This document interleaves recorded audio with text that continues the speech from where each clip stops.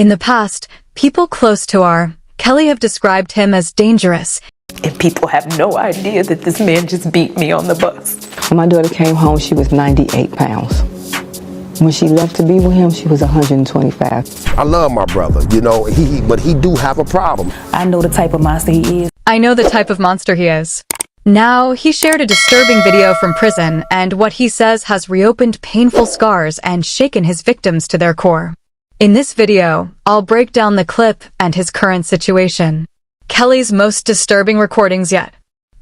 Kelly, the cat who used to be known as the king of R&B, is currently doing a 31-year bid at Federal Correctional Institution, Butner Medium 1 in North Carolina for some serious charges, including racketeering, trafficking, child mistreatment, and production of child material. But here's where things get real twisted, and this is where we need to talk about how we got to this point. Because before these chilling prison recordings, there were moments that should have warned us about what Kelly was really capable of. Remember that explosive 2019 interview with Gayle King? That joint was straight unhinged. And looking back now, it was like watching— Oh my God, all of them. Got little girls trapped in the basement, helicopters over my house, trying to rescue someone that doesn't need rescuing because they're not in my house, handcuffing people, starving people. I have a harem, a cult. I don't even really know what a cult is, but I know I don't have one. Even then, Kelly's desperation was obvious, and he was cracking under pressure with the same paranoia we hear in his prison recordings. Everybody? If you really look at that documentary, which I'm sure you have, I have. Everybody said something bad about me. Nobody said nothing good. They was describing Lucifer. I'm not Lucifer. I'm a man. I make mistakes, but I'm not a devil. And by no means am I a monster. But when King started naming names of his accusers, Kelly completely— They are lying on me. The most telling moment came when King challenged him about the consistent stories from multiple women. Kelly's response revealed the same manipulative mindset. That defies logic to me. Right. Until you hear the explanation. You can start a rumor on a guy like me or a celebrity just like that. All you have to do is push a button on your phone and say, so-and-so did this to me. R. Kelly did this to me. But the most chilling moment was when Kelly completely broke down, giving us a preview of the psychological state we're seeing in his— This is not me, y'all. I'm fighting for my life. Y'all killing me with this. I gave y'all 30 years of my career. Robert. 30 years of my career. Y'all trying to kill me. You killing me, man. This is not about music. I'm trying to have a relationship with my kids, and I can't do it. Y'all just don't want to believe the truth. That breakdown was prophetic because that same fighting for my life energy is exactly what we're hearing in these 2025 prison recordings. When Kelly told Gayle King, "I'm fighting for my life," he wasn't just talking about his legal troubles. He was foreshadowing the genuine terror we're hearing in his— I have been assassinated. I have been buried alive, but I'm alive. That buried alive line hits way harder now because in his new tracks, he's talking about folks trying to poison him and take him out in prison. Feels like he was already peeping the vibes and mentally getting strapped for the isolation and paranoia he's living through. How stupid would never be for R. Kelly, with all I've been through in my way past, to hold somebody, let alone 4, 5, 6, 50, you said. How stupid would I be to do that? I didn't say you were holding— That's stupid, guys. Is this camera on me? That "is this camera on me" moment was wild because it showed Kelly knew exactly how to put on a show. Same type of calculated moves we're seeing now in those prison tapes that feel built to pull sympathy and maybe even sway his case. Now fast forward to 2025, and we're seeing that same manipulation tactic, but amplified by the desperation of someone who knows they're never getting out.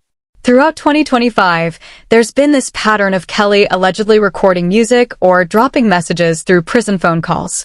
And these joints are getting edited and released online.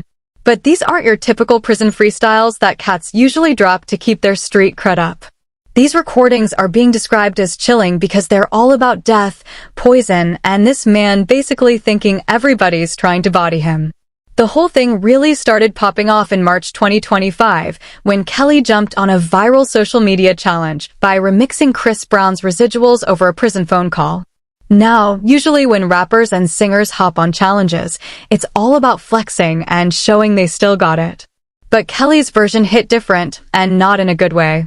What's particularly wild is hearing Kelly's voice in these prison recordings compared to how he sounded in that Gayle King interview.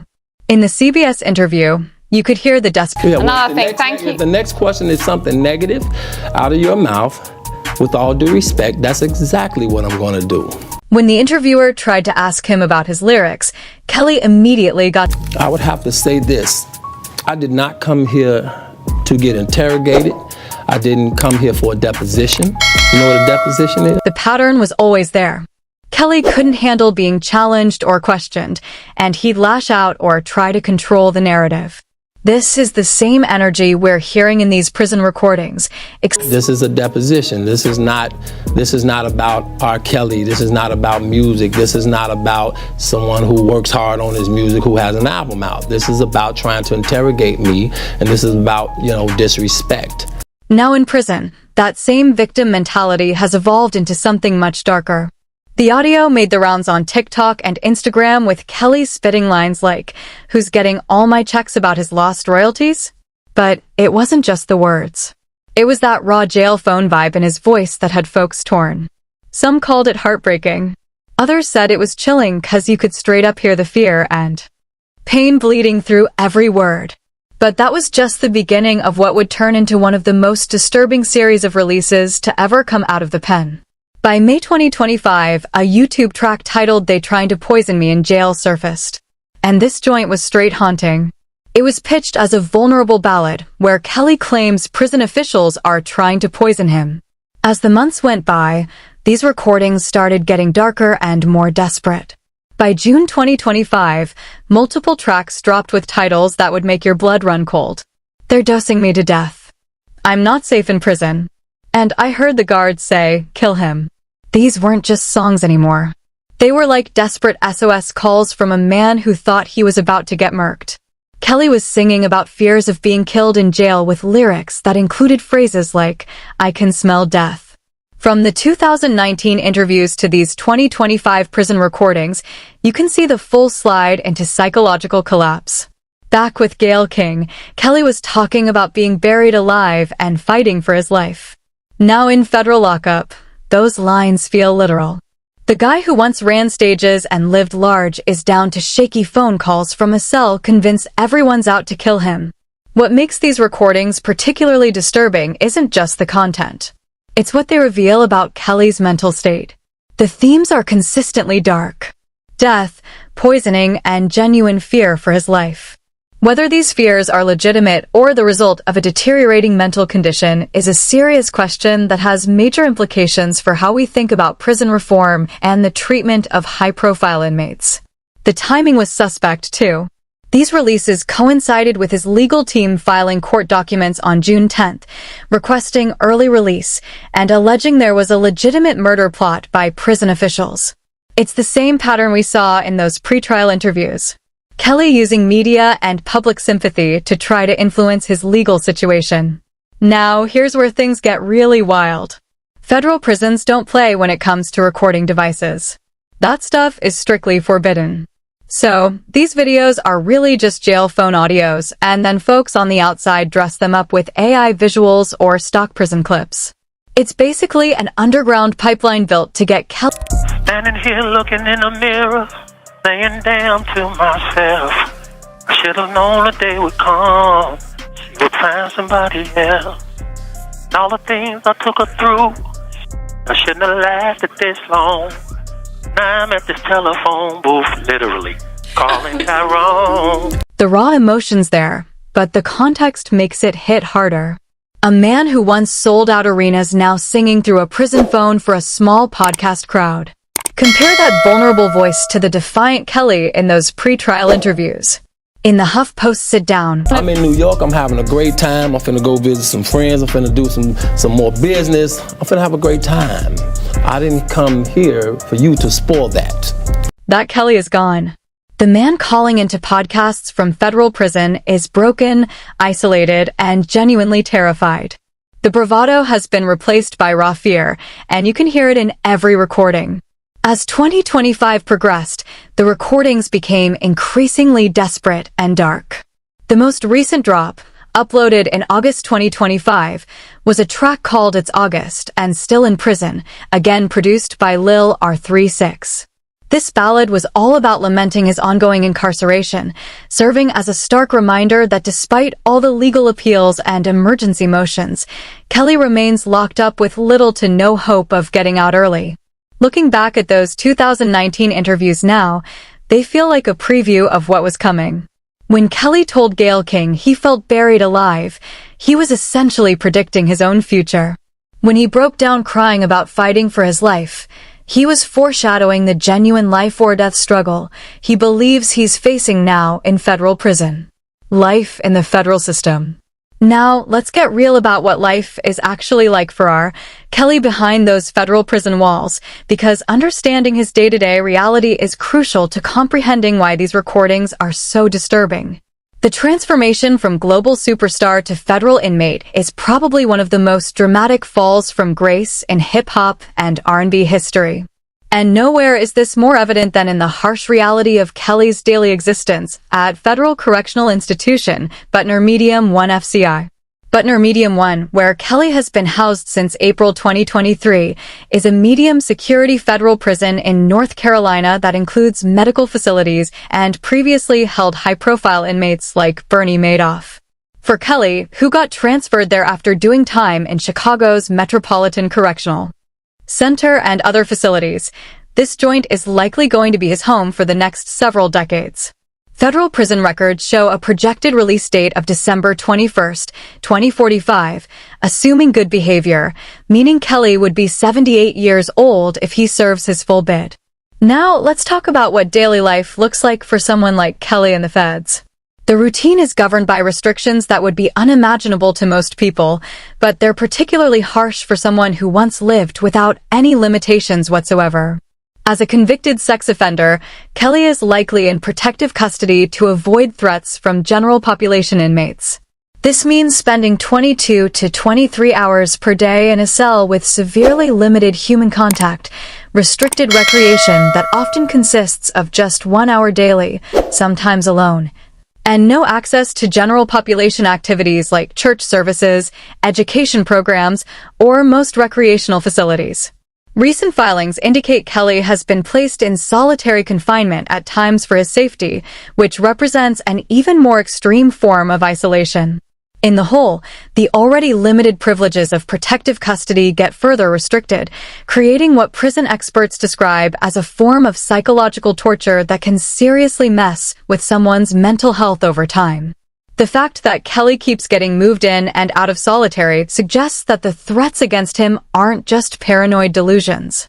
They're legitimate security concerns that prison officials are taking seriously. The psychological impact of this level of isolation is no joke, especially for someone whose entire career was built on feeding off crowd energy and human connection. For a cat who used to command audiences of thousands and lived for that adrenaline rush of performance, the silence of a solitary cell represents a complete reversal of everything that once defined his existence. Prison medical care is provided, but his legal team has alleged inadequate treatment, including references to an incurable disease mentioned in a 2025 update. Those specifics remain confidential due to medical privacy laws. What makes Kelly's situation particularly dangerous is his position in the prison hierarchy. Convicted sex offenders, especially those whose crimes involve children, face some of the harshest conditions in the U.S. prison system due to inmate hierarchies and the street code. In prison slang, they're typically labeled as comos, child, molesters, or skinners, and they occupy the absolute lowest rung of the prison social order below even murderers or major drug dealers. Sex offenders with child victims are universally despised in prison culture. Seen as the lowest of the low, this leads to targeted violence, extortion, and social ostracism rooted in an unwritten code where harming children is considered unforgivable. Even among the most hardened criminals, high-profile cases like Jeffrey Dahmer, who got murdered in prison in 1994, or Jared Fogle, who was attacked in 2016, show the very real dangers that cats like Kelly face every single day. The constant threat of violence has clearly taken a toll on Kelly's mental state, which is evident in the increasingly paranoid and fearful tone of his recordings throughout 2025. Kelly's attorneys have repeatedly cited threats to his life, including alleged plots involving white supremacist gangs like the Aryan Brotherhood and corrupt prison staff. The mechanics of how Kelly manages to record and release music from prison provide insight into both his resourcefulness and the severe limitations of his current situation. From prison, Kelly has reportedly written songs, claiming to have written 25 albums in his first 3 years in prison. The reality is that federal prisoners have extremely limited access to recording equipment, making monitored phone calls the primary method for any musical output. These phone calls are heavily monitored and recorded by prison officials, meaning that every word Kelly speaks is potentially being scrutinized and could be used against him in future legal proceedings. The irony is heavy. A cat who once had unlimited access to state-of-the-art recording studios now has to rely on the same monitored phone system that inmates used to holler at their families and lawyers. Kelly has expressed fears in songs like I Heard the Guards Say Kill Him from June 2025, which suggests that even prison staff might pose a threat to his safety. The financial aspect of Kelly's incarceration adds another layer of stress to his already overwhelming situation. His music royalties are being garnished for debts and restitution to victims, meaning that even the passive income from his decades-long career is no longer available to him. This financial pressure, combined with the costs of legal representation and basic prison commissary purchases, creates additional stress in an already overwhelming situation. Photos from February 2025 show Kelly in standard prison attire, appearing aged but composed. But these still images don't capture the psychological toll that constant fear and isolation have taken on someone who was once among the most confident and commanding performers in music history. In June 2025, Kelly was reportedly placed in solitary confinement and administered excessive medication by staff, leading to an overdose that required hospitalization in Durham, North Carolina for several days. His legal team characterized this as a deliberate attempt on his life, filing court documents to support claims of a murder plot involving both inmates and corrupt staff members. The incident began on June 13th when Kelly collapsed and was hospitalized, with his attorneys alleging that hospital staff recommended further care that was denied upon his return to prison. Whether this represents genuine medical malpractice, an assassination attempt, or the unfortunate result of Kelly's deteriorating mental health creating conflicts with prison staff, Kelly's team has framed these events as evidence of systemic bias and endangerment. While prosecutors and prison officials have remained largely silent, citing ongoing litigation. This silence from official sources only adds to the atmosphere of uncertainty and fear that seems to define Kelly's current existence. The isolation extends far beyond just physical separation from other inmates. Kelly's family, including ex-wife Dree Kelly and their children, have stated they do not visit him, meaning that his primary human contact comes from attorneys, prison staff, and the occasional monitored phone call. The few privileges that Kelly does have access to, such as a tablet for communication and entertainment, come with significant delays and restrictions. Every interaction is monitored, every communication is recorded, and every movement is controlled by others. For someone who once commanded every aspect of his environment and had people catering to his every need, this complete loss of autonomy represents a fundamental shift in his relationship with the world around him. The streets to the courtroom. All right, let's break down the real story of how Robert Sylvester Kelly went from being the self-proclaimed king of R&B to becoming federal inmate #9888. This ain't just about one man's fall from grace. This is about how the justice system finally caught up with someone who thought he was untouchable and how decades of alleged predatory behavior finally got him hemmed up in the most comprehensive legal takedown in hip-hop and R&B history. Kelly's legal troubles have roots that stretch all the way back to the 1990s, starting with allegations of misconduct that would haunt him throughout his entire career. The first major red flag came in 1994 when Kelly, who was 27 at the time, illegally married 15-year-old singer Aaliyah using falsified documents. The marriage got annulled quickly in 1995, but this established a pattern of inappropriate relationships with minors that would define the allegations against him for the next 3 decades. In 1996, Tiffany Hawkins sued Kelly, alleging intimate relations that began in 1991 when she was just 15 and he was 24. The lawsuit included some seriously disturbing allegations of coercion into group adult activities with other minors, painting a picture of exploitation that went way beyond a single inappropriate relationship. The case eventually got settled for $250,000 in 1998, but the pattern of using money to silence accusers was now firmly established. This would become Kelly's go-to move for years to come. In 2002, a video allegedly showing Kelly urinating on and having intimate relationship with a 14-year-old girl surfaced, leading to child content charges in Chicago. The tape was clear enough that it led to serious criminal charges. Yet, Kelly somehow got acquitted in 2008 after a trial where the victim chose not to testify. This acquit wasn't because there wasn't enough evidence. Multiple witnesses testified that they recognized both Kelly and the minor in the video. Instead, it highlighted how the criminal justice system struggled to prosecute cases involving victims who were reluctant to come forward, often because of intimidation, shame, or financial pressure. The 2008 acquit would later prove to be just a temporary reprieve rather than vindication, as the same video would become central evidence in his eventual 2022 Chicago conviction.